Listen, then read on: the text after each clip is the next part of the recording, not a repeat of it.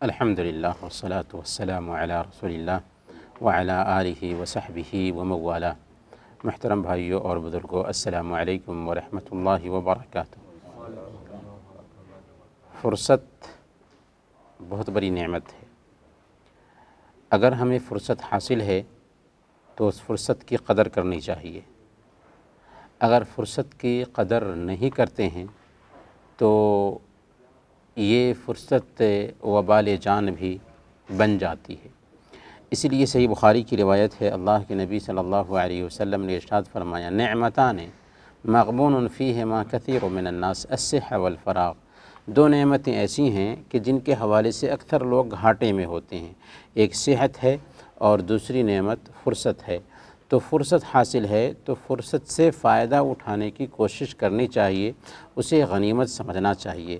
اور حقیقی معنوں میں اگر ایک مومن کی زندگی کا جائزہ لیا جائے تو مومن کے پاس الگ سے فراغت نام کی کوئی چیز ہوتی ہی نہیں، اس کا ہر لمحہ مشغول ہوتا ہے۔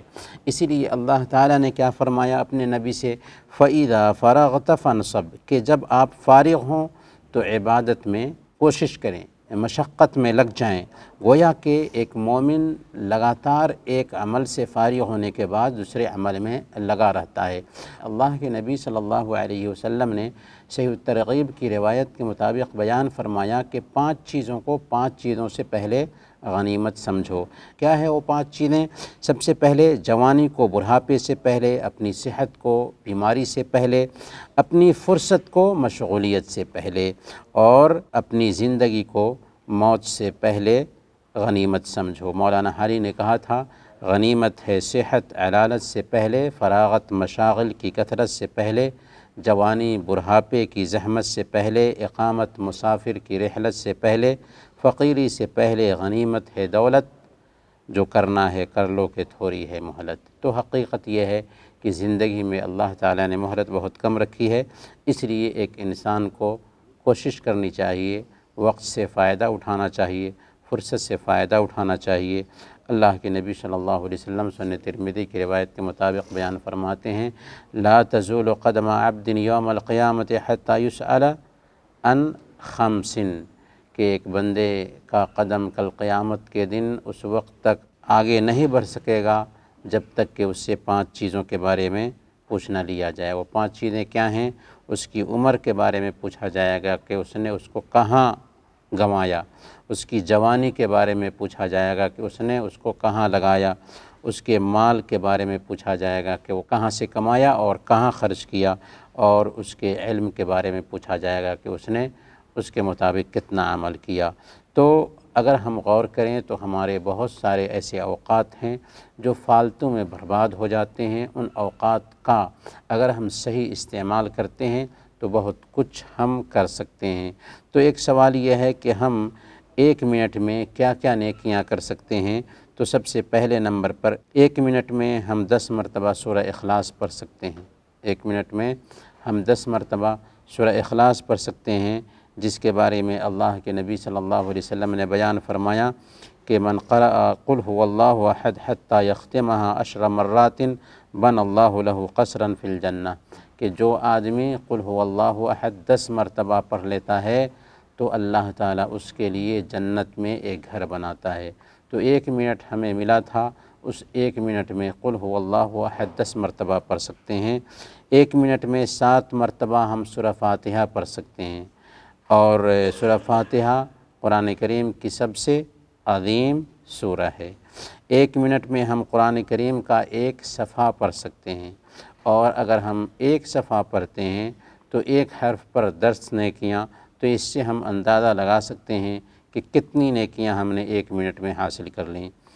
1 منٹ میں ہم 50 مرتبہ لا حول ولا قوة الا باللہ کہہ سکتے ہیں۔ 1 منٹ میں ہم 50 مرتبہ لا حول ولا قوة الا باللہ کہہ سکتے ہیں، اور لا حول ولا قوة الا باللہ کہنا کیا ہے؟ جنت کے خزانوں میں سے ایک خزانہ ہے۔ 1 منٹ میں ہم 50 مرتبہ سبحان اللہ و بحمدہ سبحان اللہ العظیم کہہ سکتے ہیں، سبحان اللہ و بحمدہ سبحان اللہ العظیم۔ اور اس کلمہ کے بارے میں ہم جانتے ہیں، صحیح بخاری کی سب سے آخری حدیث ہے کہ یہ دو بول ہیں جو زبان پر بہت ہلکے ہیں اور اللہ کو بہت پیارے ہیں اور ترازو میں بہت وزنی ہوں گے۔ یہ دو بول کون سے ہیں؟ سبحان اللہ و بحمدہ سبحان اللہ العظیم۔ ہم 1 منٹ میں 50 مرتبہ لا الہ الا اللہ کہہ سکتے ہیں، اور لا الہ الا اللہ سب سے افضل ذکر ہے، افضل الذکر لا الہ الا اللہ۔ ہم 1 منٹ میں 15 مرتبہ سبحان اللہ و بحمدہ عدد خلقہ ورضا نفسہ وزنۃ عرشہ ومداد کلماتہ کہہ سکتے ہیں، جس کے بارے میں اللہ کے نبی صلی اللہ علیہ وسلم نے اپنی بیوی حضرت جویریہ رضی اللہ تعالی عنہ سے کہا تھا، جب کہ فجر کے بعد ان کے پاس آئے تھے، ذکر میں مشغول دیکھا تھا، پھر سورج نکلنے کے بعد جب آئے ذکر میں مشغول دیکھا تو کہا کہ میں نے تیرے بعد 4 کلمات کہہ لیے تھے، تو اب تک جو بھی اذکار کر رہی ہے ان سارے اذکار پر یہ کلمات بھاری ہو جائیں گے۔ کلمات بہت ہی آسان ہیں، سبحان اللہ و بحمدہ عدد خلقہ ورضا نفسہ وزنۃ عرشہ ومداد کلماتہ۔ 1 منٹ میں ہم 10 مرتبہ نبی پاک صلی اللہ علیہ وسلم پر درود بھیج سکتے ہیں، اور نبی پاک صلی اللہ علیہ وسلم پر جب ہم 1 مرتبہ درود بھیجتے ہیں تو اس کا فائدہ کیا ہوتا ہے کہ اللہ تعالیٰ 10 رحمتیں نازل فرماتا ہے، 10 گناہ مٹاتا ہے اور ہمارے 10 درجات بلند ہوتے ہیں۔ اس لیے ہم اگر اس 1 منٹ کا فائدہ اٹھائیں تو ہم 1 منٹ میں 10 مرتبہ درود بھیج سکتے ہیں۔